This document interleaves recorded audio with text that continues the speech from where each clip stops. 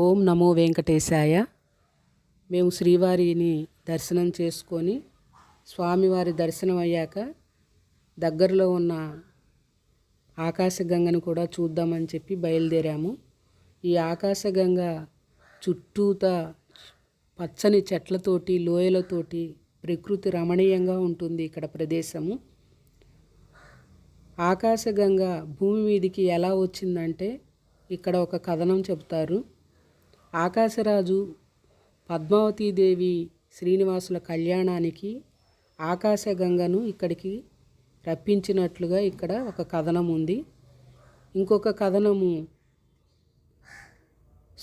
శివుడు తన జటాజూటములో నుంచి గంగను భూమిపైకి 3 పాయలుగా తీసుకువచ్చినప్పుడు ఒక పాయ ఇక్కడ ఆకాశగంగగా ఇక్కడ వచ్చిందనని ఇంకొక కథనం చెబుతారు. ఈ ఆకాశగంగ ఎక్కడి నుండి వస్తుందో ఇంతవరకు కూడా ఎవరూ కనిపెట్టలేకపోయారు.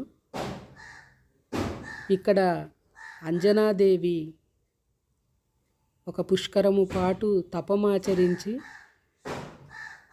ఆంజనేయ స్వామిని వరప్రసాదంగా పొందిందని చెప్తారు. ఇక్కడ బాలాంజనేయ స్వామి దేవస్థానము ఉంది. ప్రక్కనే ఆకాశగంగ చూడండి ఎంత ఉధృతంగా ప్రవహిస్తుందో. ఎక్కడి నుండి ఈ ఆకాశగంగ వస్తుందో ఇంతవరకు ఎవరూ కనిపెట్టలేకపోయారు. ఈ తిరుమల గిరులలో ఏ తీర్థము చూసినా స్వామివారి దివ్యమైన తీర్థాలే, ఏ కొండ చూసినా స్వామివారి శిలారూపాలే. అంత ప్రకృతి రమణీయతగా ఉంటుంది ఇక్కడ ఈ సప్తగిరులు. అదే అమ్మమ్మ, కాళ్ళు కడుక్కోకండి, కప్పు తల మీద చల్లుకోవాలి. ఆ నీళ్లు ఆకాశగంగ తీర్థము అందరూ తీర్థంగా స్వీకరించి తల మీద చల్లుకుంటున్నారు. కానీ కొంతమంది కాళ్ళు కూడా కడుగుతున్నారు. అది వాళ్ళకి చెప్పినా కూడా వింటలేదు. మేము ఆ ఆకాశగంగ తీర్థాన్ని స్వీకరించి కళ్ళకద్దుకొని తల మీద చల్లుకున్నాము.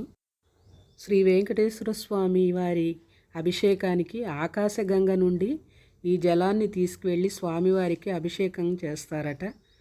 ఇంత అద్భుతమైన ఆకాశగంగ తీర్థాన్ని సందర్శించారు కదా. Okay, thank you.